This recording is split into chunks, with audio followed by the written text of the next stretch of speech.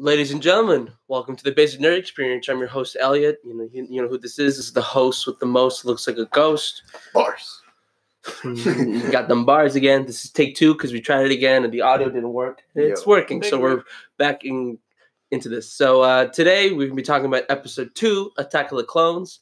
And with us here, I got chilling Mr. 305 over here. How you doing right now? We got Brandon over here. How you doing? You know who I is. You know who this is. This is Giggles. I'm Giggles today. Yeah. Giggles. Or Miss Bulak for short. You still can't say it right. Oh. Yeah. After all these years, you still can't say it. Give him credit for trying. Teach me. And then we have Brandonian over there. Brandino, man. Brandino. We have this good buddy right here. Jonny Boi.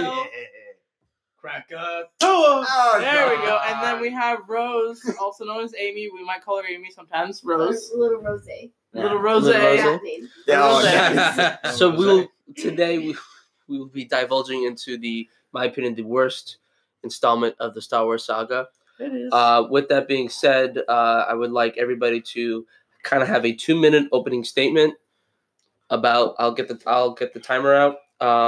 With that being said, if anybody would like to start with their opening statement about Attack of the Clones, their opinion, you guys can start. Mm-hmm.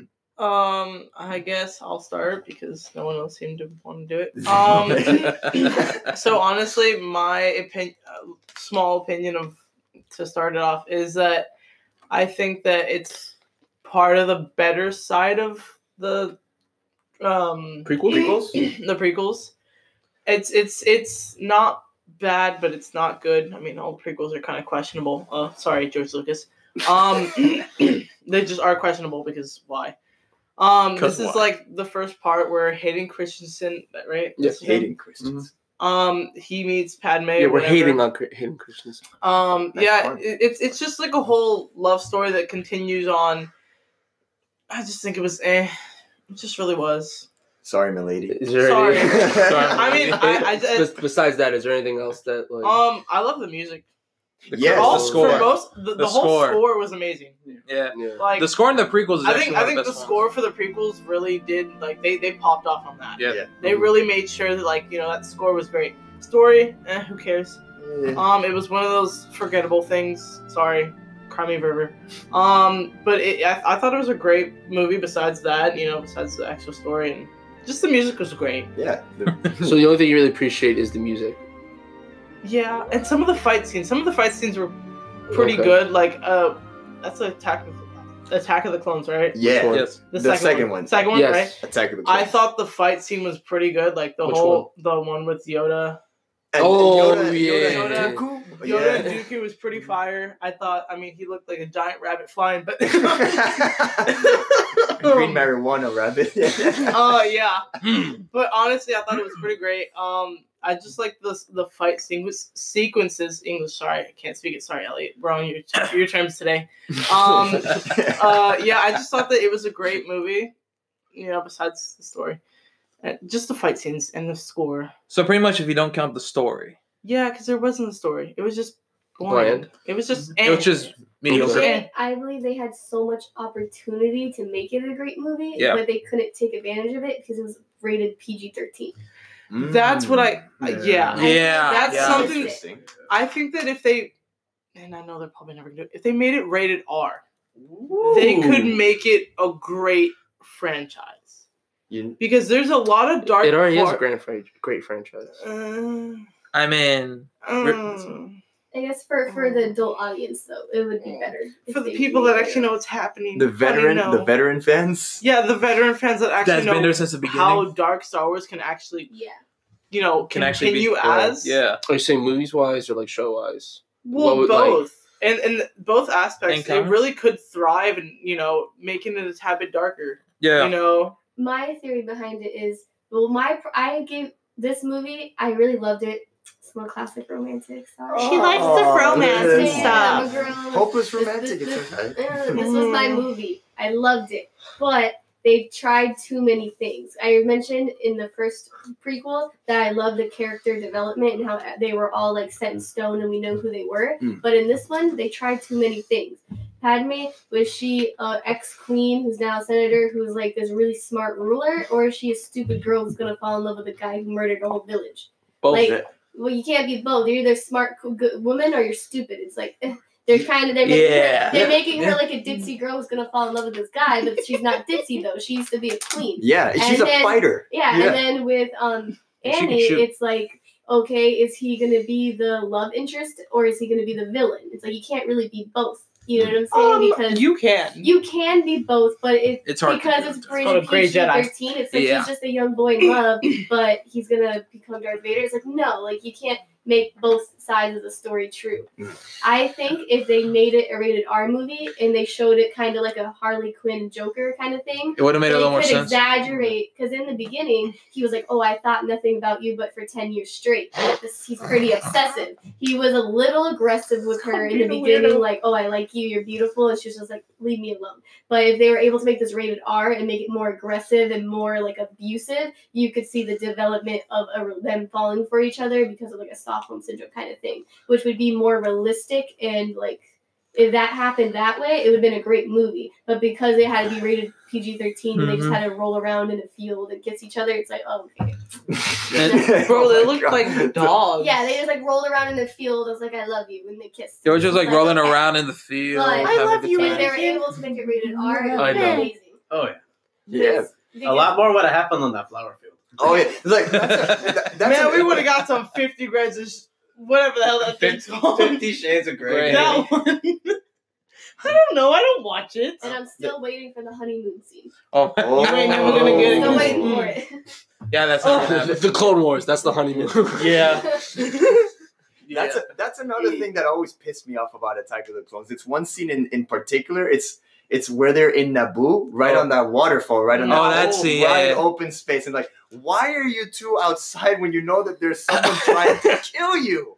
That's that part where I was kind of just like, because they were like they were in an excluded area though, right? Like they went out to one of her like old homes where there's this thing called bounty hunters where they can find you wherever. True.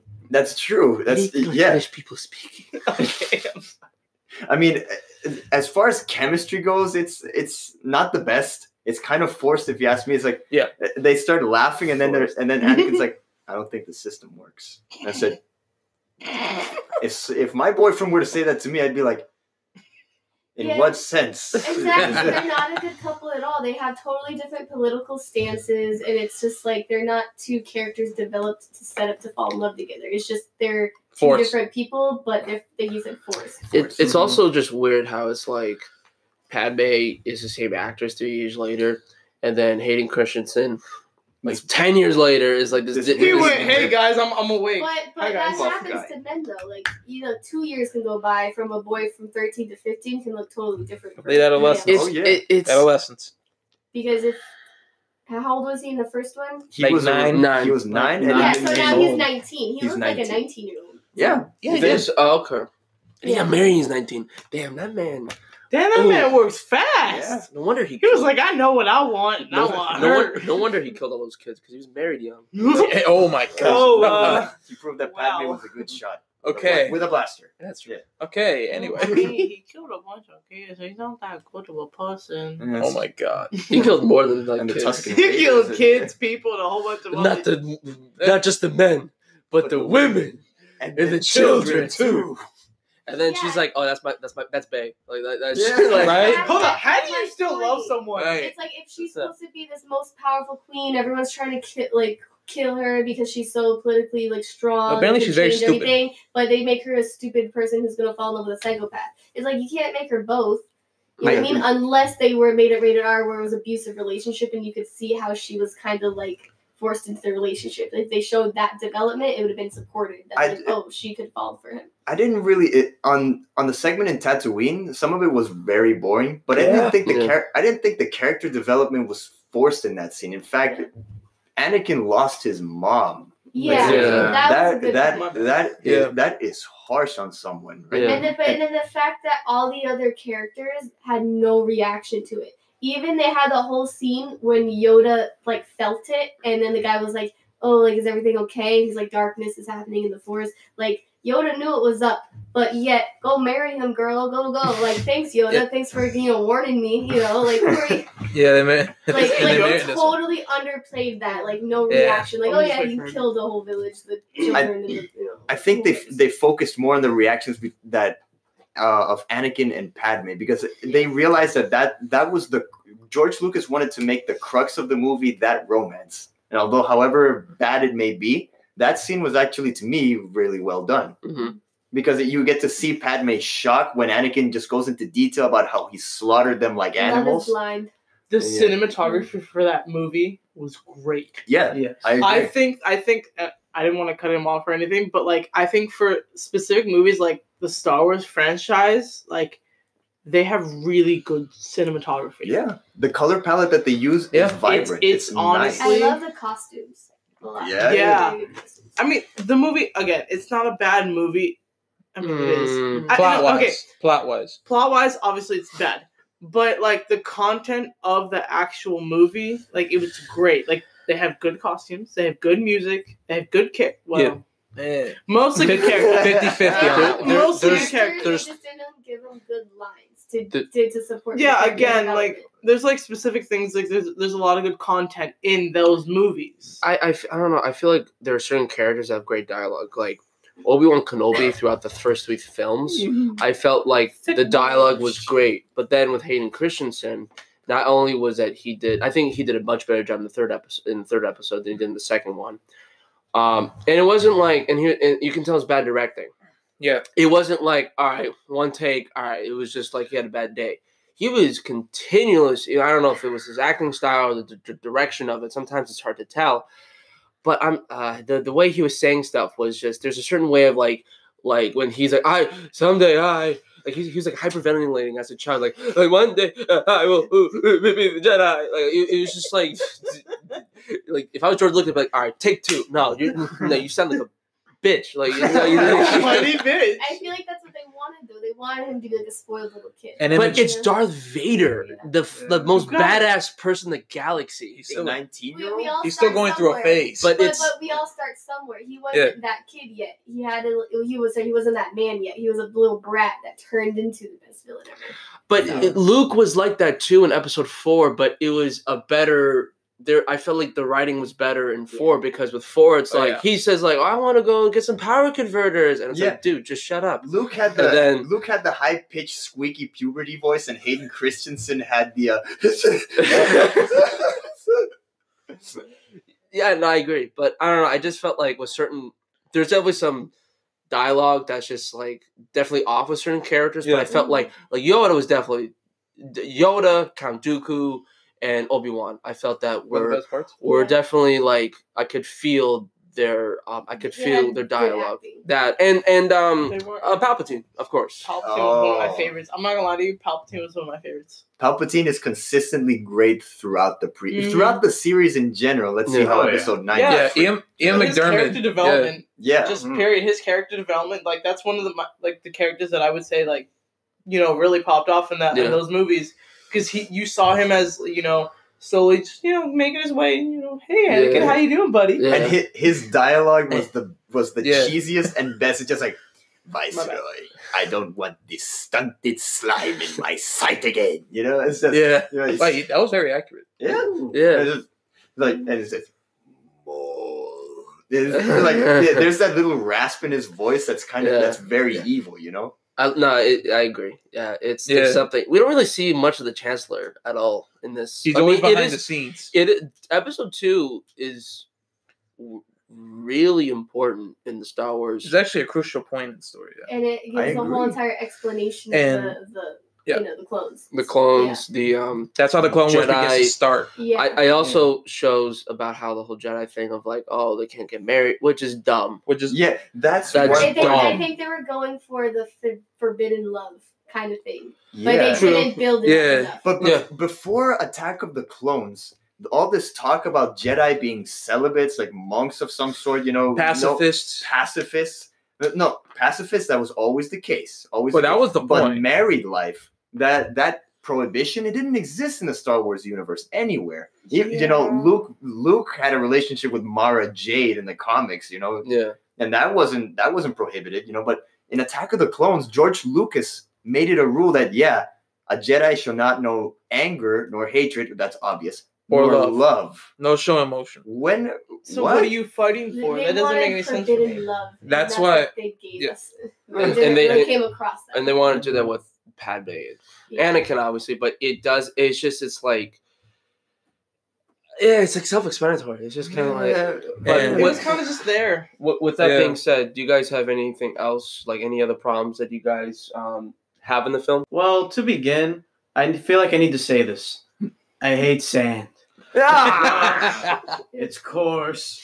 It's irritating. It gets absolutely everywhere. Absolutely. I think they were trying so hard to use like great symbolism, because she was talking about how she loved the sand because of her good childhood, and how he like hated sand because it was like rough childhood, being a slave and stuff. So they're trying so hard to use like good symbolism, but just the acting didn't get it across. It wasn't executed. More complex dialogue.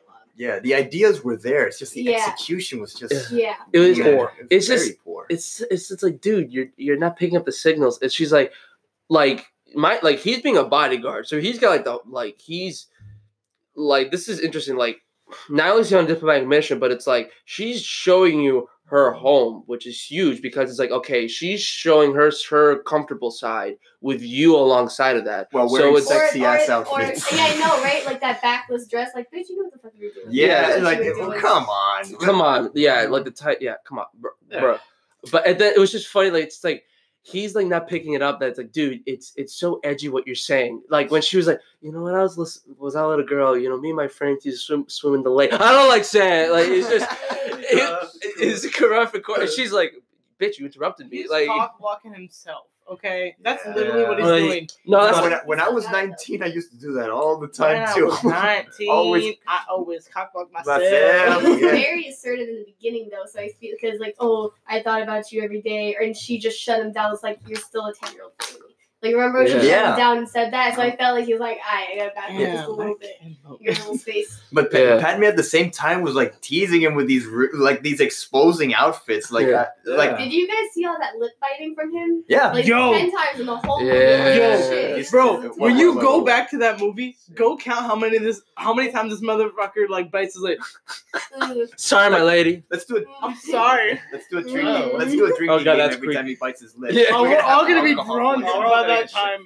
What were you thinking about the biting of the lip? Like, he's not that sexual. Like, honestly, I'm not sure Lucas is that sexual. I feel like it's called adolescence. I feel like if the movie was rated R, it would be a completely different thing with the biting. Bro, of the you lips. would have some George Michael playing in the background. George Michael. I'm never gonna dance again.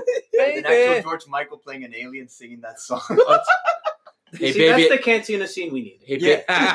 Hey, baby, I got more midichlorians than Yoda has. Oh my! I'm never gonna dance again.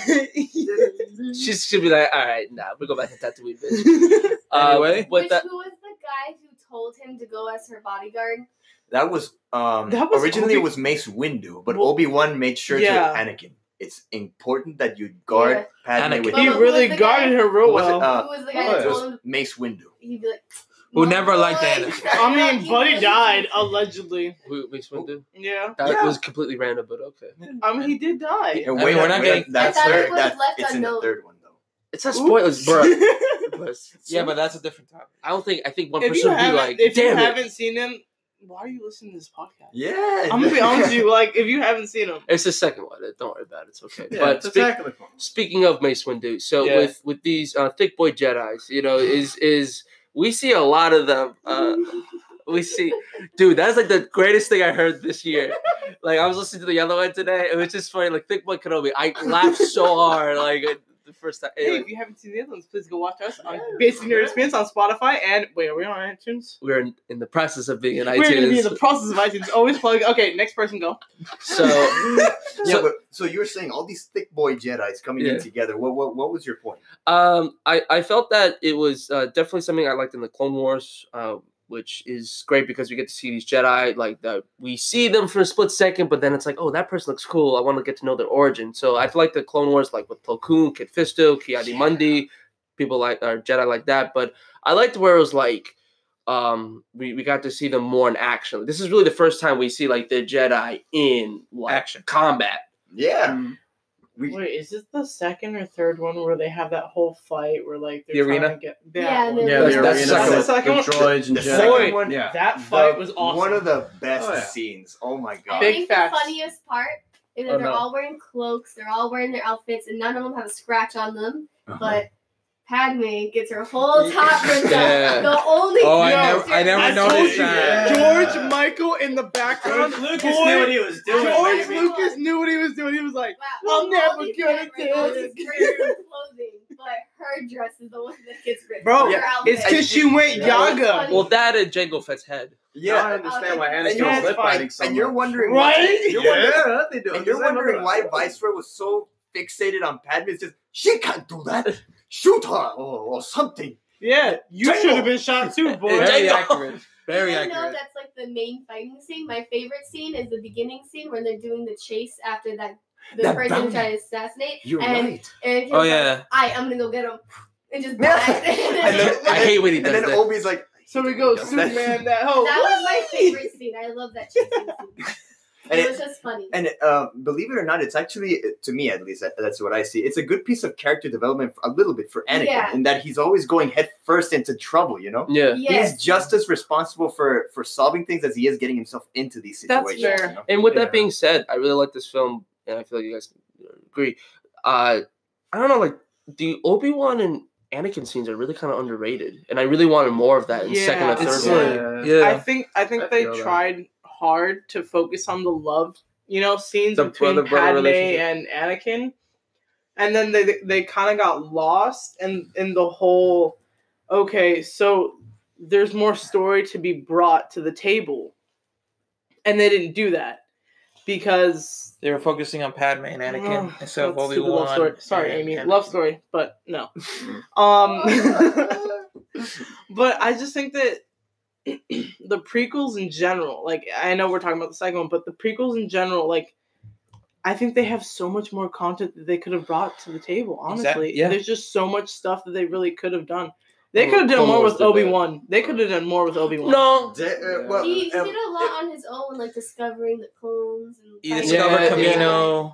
come on, that General Grievous fight. but That was great. Yeah. I never said it wasn't great. I said it was amazing. But what I find wasted potential for the movies, at least, is not Obi-Wan by himself, but Obi-Wan and Anakin together.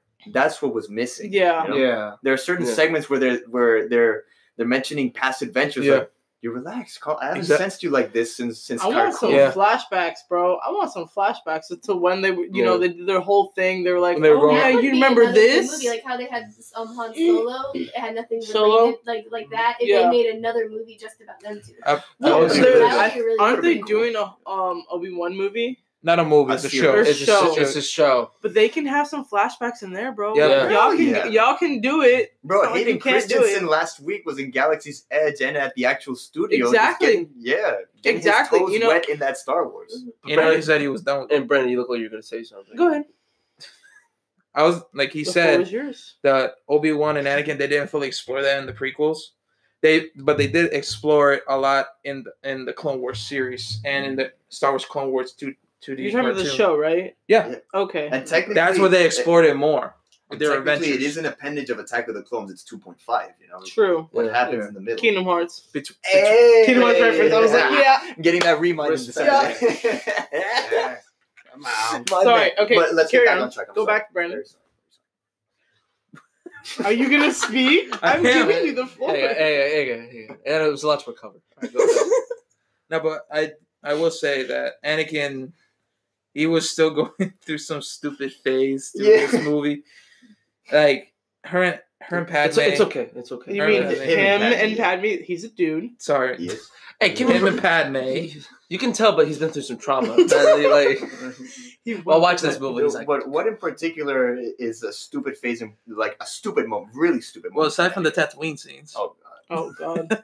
Okay. Some of the instances on Naboo, especially when they're in the room in that private area, the way he reacts sometimes when Padme's around could be from like fine, normal bodyguard, and some minutes later he could be completely immature.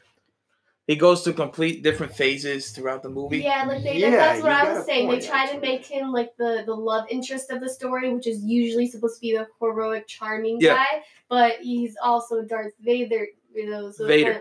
Sorry. So it's kind of like, but he has to be an evil, psychological, crazy guy. So it's like, we'll pick one or the other. Yeah. But I suggested if they made it rated R, if they made him like a domestic, like abusive relationship, and it showed the development of him like wanting her, kind of like a Harley Quinn Joker situation, it would have been great. Yeah. Jonny Boi, anything? Because I haven't heard you in a while. Let's see. So as far as Attack of the Clones goes, obviously the big fight scene with the Jedi and the clones and everything like that, it's pretty good. And of course, I always remember the one funny scene with C-3PO still being a battle droid. Oh my God! I forgot about that. That is so great. I'm glad that you brought that up. R2 was like, even though R2 can't speak, it just says beeps and boops and stuff like that. But you could tell R2 was laughing. Yeah, seeing him he acting, was having a ball with it. You could tell their adventures together. That's like its own other thing. Yeah, and I'm glad that like Johnny said, I'm glad that C-3PO and R2-D2 have more than a little bit of a prominent role in this one, particularly when 3PO gets his head connected to that battle droid, and out of all, he gets his head knocked off in the factory, and it lands on the body of lands on the body of the droid. Yeah. No, I'm talking about the one with like what's his name, Jar Jar Binks. Or is that the first one? That's the first one. Jar Jar. Okay. Jar Jar is in Jar Jar's on Coruscant. Jar Jar is in Coruscant as a representative for his people. Yeah. For his people on Naboo. Yeah. I don't like him. Let's mention that big elephant in the room. Oh boy. The fact that everyone was in the council, right? Mm-hmm. And everyone was discussing politics. And Jar Jar is directly responsible for Palpatine's rise of power. He says, Misa propose give immediately emergency powers to the Supreme Chancellor, And then everyone agrees unanimously. Because he did a show. He's like, I totally agree with the way we work, and I'm only taking this position because I have to. He gave the whole speech. You're right. He was the perfect showman. Yeah, the perfect. I don't think he does. In Robot Chicken, he did. Yeah, Annie, what happened to you? It's just like I think the whole Jar Jar thing was kind of like PG-13, but he was there for the first 10 minutes, and that was it. Yeah, and that was the whole. And the scene with the Senate, that was important. Yeah. So it may have been stupid, but that was a crucial part in the series. And in the theory that Jar Jar might be a Sith Lord. I low-key think he is. I think Episode 9, there can still be something like that. Yeah. We might see the return of Jar Jar. We don't even know if he's dead or alive. Does anyone even know if he's dead or alive? After Episode 3, no one did. No one knows. No one has seen. Does he just disappear? As far as I know, he's gone Bombad. Maybe. Yeah, he went Bombad. He went from Bombad General to Bombad in General. To Bombad Commander. Yeah. That was his promotion. That was promotion. Yes, yeah. Honestly, I don't think. No, I hope you're lying to me. So you want me to lie to you? Yo, Jar Jar was the pivotal point of all those movies. He's one of the best characters. I think he should have gotten an Oscar. He's obviously better than Palpatine. How high are you right now? I love democracy. I don't get high. I am a very clean individual. I don't get high. But high on life. I am high on life. You know what would make Episode 9 better is if the cloak would actually come up and he's know like, how to make a story. He's like this. Look, Misa back. Yes. That would be a cartoon moment. Oh my god. And then it wouldn't really be the Emperor the whole time, and he just took on his form that and said, laugh. Nisa, the bad guy, all along. That laugh is actually. And that was just him putting on freaking Jar Jar. That's not actually he talks. Yeah. That would be funny. I would love it. Yeah. Why'd it get quiet? I was gonna say something, but you know what? One point I want to talk about is my boy Jango Fett. That's right, Jango Fett. Yeah, man. We need to talk about Jango Fett. That's true. Ow. can't believe we haven't mentioned the guy. Yeah. Yeah, this man is the first Mandalorian that we've seen on screen. Yeah. Even though So it wasn't called Mandalorian back then, but we now know. It was just bounty hunter. it was he was a sick bounty hunter, and so he's a very interesting character when it comes down to, because at first we see him as kind of like this kind of a bad guy where he just gets this deal to when Thick Boy goes to Camino, and he gets to see everything right as rain. Well, not really. And then he sees like these freakishly tall, weird puppet people as the Caminoans. Caminoans. Well, no, sorry, puppet. Pinocchio. That was a reference to the first ever episode. Anyway, so when he's coming, and then when Thick Boy is trying to figure out where the whole this dart is coming from Zam Westsal, and then he's like, interesting armor, and then he goes in and figures it out. So, and I farted.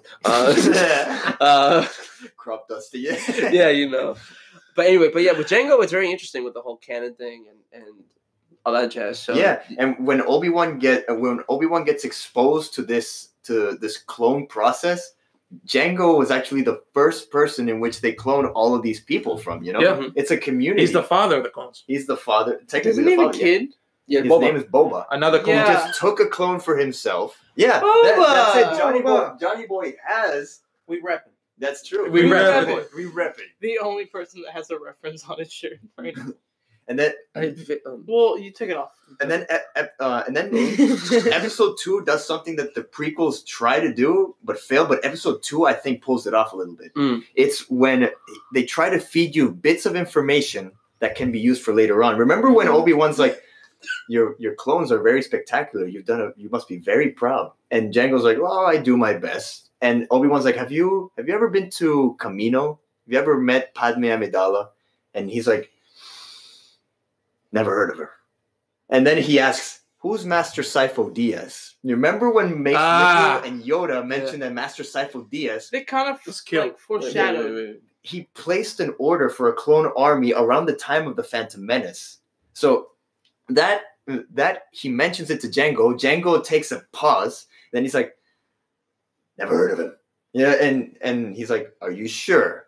And then this is the moment where episode 2 actually gets it right, where he says, I was actually hired by someone named Tyrannus on one of the moons of Bogdan, And then Tyrannus, you keep that name in the back of your mind. And at the end, Palpatine meets with Dooku, and he says, "Welcome back, Lord Tyrannus." And I'm just like, that was Tyrannus. He's Tyrannus. Dooku is Tyrannus. He ran under that alias. The great Christopher Lee. Yeah. It's funny how we know him as Count Dooku or then Darth Tyrannus. Yeah. It's like that name sticks it stuck to me, at least, with the back of my mind. It did, but at some points I forget. At some points I remember it because they only mention it like once or twice. Yeah, it's Darth name anyway. And although I don't blame you, because Master Sifo Dyas, that name gets tossed around back and forth. They never really explored it that much. Exactly. He placed the order 10 years ago. So you go back to the Phantom Menace, roll around the Jedi Council. Where is he? He was never there. He was never there. You don't see him. That's one thing that I don't like about this movie. The fact that they give you some pieces of information. They never explored. Might be interesting, but it doesn't lead to anything. Yeah. It's a false sense of continuity, and it's cheap. It's funny how a while later they didn't explore Sifo Dyas until like later on. The Clone Wars. Yeah. They referenced him later. Did they explain why he wanted a clone for himself? Like, obviously, like... Later on, yeah. It was actually very sketchy. Even Master Yoda didn't know about this. Yeah. Yeah, and Obi-Wan asked them, "Hey, did you guys place an order 10 years ago?" And then Mace Windu was like, No, it would have run through us first. This must have been secret, I like how it's like placing an order like in food. Like, yeah. Did you order like a million humans? Like, did you order some clones? You know, just some copies of people. It's fine. With the side of one dude. With the side of daddy issues, Yeah, exactly. Yeah. Boba. Yeah. And Gaby, remember how we were talking about how the sound editing, the sound mixing in episode 1 was great? Yep. Remember that scene where they were on top of Geonosis on the asteroid belt? Oh yeah. Obi-Wan. Thick Boy was tailing him, and then then Yeah, they catch him, and then they drop a bomb. Yeah, it was like that bomb sound. There's a delay, and then that was cool. I felt that, you know. The funny thing, what the hell? the best thing was like it was delayed. It was like there's this I don't know. It's just like the accuracy. Yeah, it's just it was. Yeah, it was. It's just one of those things that I personally like. As a person that I used to work in film, so that's why I know a lot of the stuff that you would probably normal people. I say normal people. I'm not normal. Normal people like the average Joe wouldn't really like. Oh, yo, look at that sound! It's so great. No, as a person that's actually worked in film and like knows about the process of making a film. Personally, I think that that's one of the pluses of like, specifically that movie as well.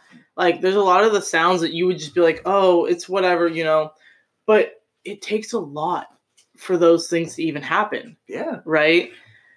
So I'm glad that they found a way to like emphasize the sounds, the music and every single different, scene.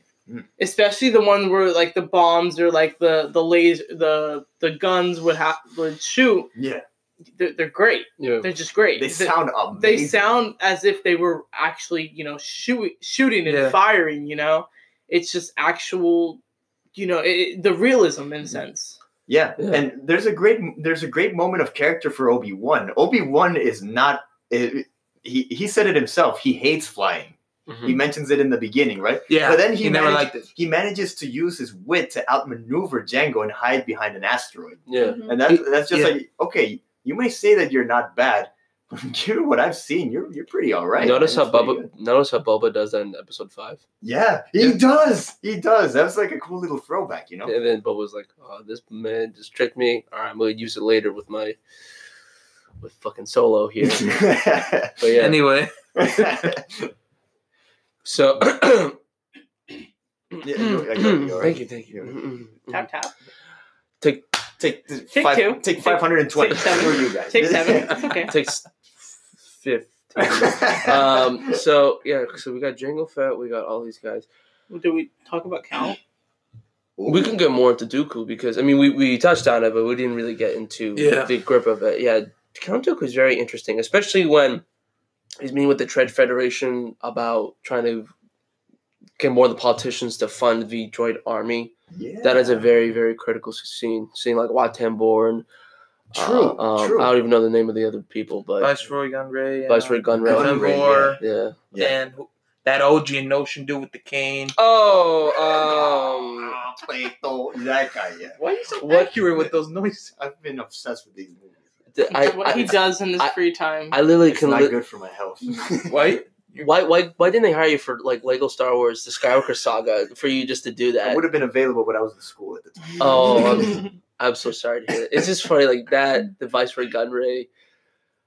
Palpatine, yeah. Oh my! We gotta just do a podcast of you like talking to 3 of them. Like, that'd be great. He goes Jedi Poodoo. So you guys want to have a conversation with Viceroy Gunray? It's fine. Just do improv. That'd be fun. That would be fun. Cool. That would be fun. Yeah. So do you want to go back to Count Dooku? Count Dooku, yeah. As in, has been thick. Was that being said? This is just not going away. No, that's why you brought it up. Did you not brought it up in the first place? With I don't know if that's gonna stick, but has been thick. With Count, he's a very interesting character because Master Yoda taught him, and then he taught Qui-Gon Jinn, and then Qui-Gon taught Obi-Wan. So it's kind of like Obi-Wan Kenobi can kind of see Count Dooku as like a grandfather in a way. In a way, yeah, I can see that. So it's just very, and then he kind of betrayed the Jedi Order to go to the Sith because of reasons. And I just made a very good point, like when he saw the greediness of the Jedi Council about what they can do and about, like they pretty much didn't do anything in episode 1. Just kind of laid around there, didn't do anything. But, just Count Dooku was a very, very, here's the thing. Complication, huh? You complicated with his feelings about her? Like Jose said last time, like he's not scary. He's not like, it's just, he's like a pawn. He's a pawn in a master's game. Like I felt more threatened with Grievous because it's like Dooku is like, all right, he kills, but he just does on a style. Yeah. Grievous, you're very scared by him. You're very intimidated. You're intimidated. You see him and you're like, whoa, he has voice and he's a Jedi hunter. He's Force sensitive, which is very, very cool. He collects the lightsabers of Jedis he killed as trophies and uses them against them as like mocking them. He's just an android. A cyborg. A cyborg, my bad. Is there a difference? Not really. Why'd you correct them? I'll get more into that. Just to mess with. I'll get more into that in episode 3. I'll research that one. Okay. So. Sorry, go. No. After I was done. No. I was gonna say if you want to say something about Grievous, you two, Amy. If you guys want to say anything about no Grievous. No. Well, Grievous came in. I watched that movie as like a young girl, so I didn't pay attention to the politics, like dark stuff. I was just like, oh my god, love. I was just focused on the action. Yeah. Anything you want to add? So were you two with the love story, Jonathan? Were you in touch with the love story? You know, I felt the true love story with the sand, where Padme just had a great fondness of it. It's like I like sand. It was fun. It was part of my childhood. And Anakin's like, I hate sand. I'm a bully. I feel like if the movie would have been rated R, they would have been able to portray how much of a dick Anakin could be. Yeah, they could have made him. They hinted that he was very obsessive. I thought about you every day for 10 years. His mother just died, so now he has mommy issues, and he's taking that out on Padme and making her, idolizing her as that like womanly need that he's never got because he never got raised by mom. They could have done so much like psychological like things. Yeah. But they touched upon it, but they never went into the detail. They couldn't make it rated R, so they couldn't show all that. And you see that Anakin shows some sort of restraint for it because Padme says to be angry is to be human. You know, she tries to give him some wisdom, and he's like, "I'm a Jedi.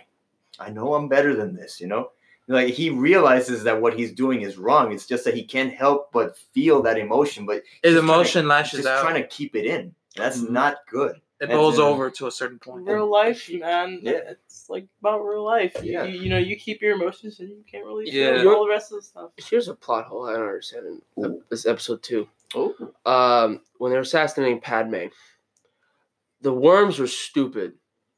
The guy literally had a good aim to kill Padme. But no, we got some goopy worms. All they had to do was shoot her and done. Yeah, done. It's a droid. Like you don't need it anymore. Did you see how Obi-Wan went through those blinds? Like that thickness went right through that window. It just slid right through. Well, I didn't know this was 3D. You're telling me that a simple bullet can't penetrate that window? There's no way. Exactly. Yeah. Or like how she the transformed. I don't know what it was. It like shot Annie so many times, like the whole time. So you're telling me you had a gun the whole time. She even shot down like thick boy in the air. Yeah, like he was holding onto the drone, like this. Yeah, exactly. That was cool. That was fun. They were trying to set up the love story between Anakin and that other one, Padme. But then there's the other one, the sand. No, but there should have been a way of like. It was just kind of like in their senses. It's like, okay, like you're having a conversation.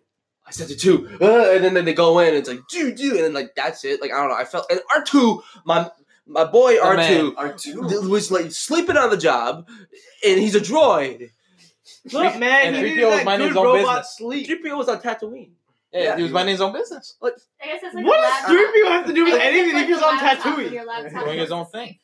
Wait, how does this C-3PO? This man is like Brendan. Relevance. He's in another like side of the galaxy. Of course he is. He's probably sleeping, and he's probably. He's like taking a cocktail.